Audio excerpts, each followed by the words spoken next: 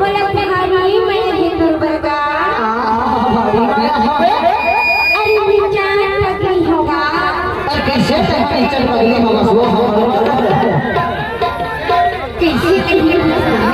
बताओ हमने वाले तेरा वाला मौसम कोई तुम्हारी कुछिया कुछिया वाला महान रहेगा अरे हमने वाले तेरा वाला लगा के तू बतावा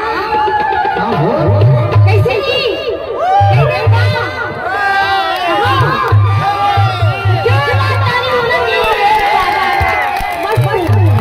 कैसे यार पट्टा भाई कैसे बता दी वाली नहीं बता रहे इसलिए बताओ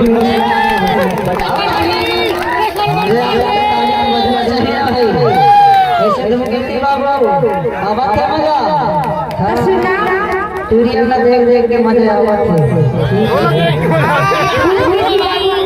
पट्टा बाबू लगा के जाकर मेरा बता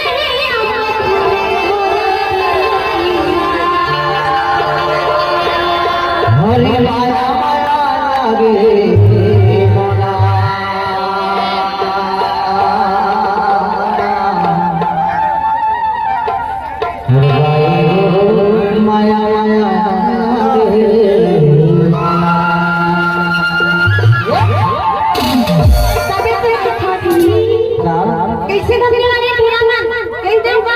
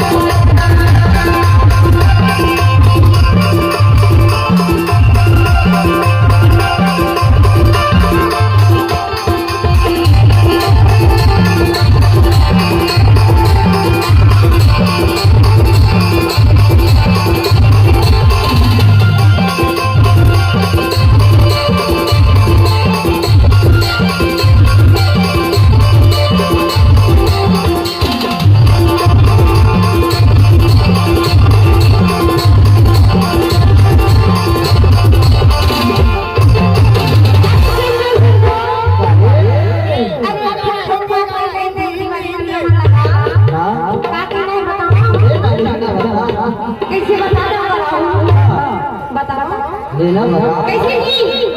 बताओ